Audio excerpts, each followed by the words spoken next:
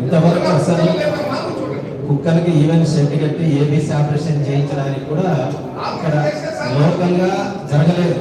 ఈ 1 year లో అదే 6,000 ఈ సంవత్సరంలో ఈ 1 year లోనే 6,000 కుక్కలకు ఏబీసీ వ్యాక్సినేషన్ చేయించాము. అలా చేస్తున్నాం, ఎందుకంటే సమస్య ఒక రోజులో పరిష్కారం కాదు.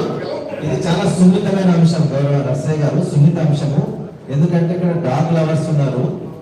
సోనియా గాంధీ నుంచి ఫోన్లు వస్తున్నాయి మాకు, మేనకా గాంధీ నుంచి.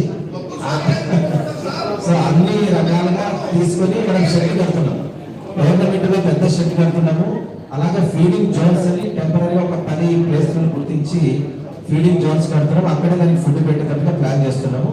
త్వరలో ఒక 1 or 2 months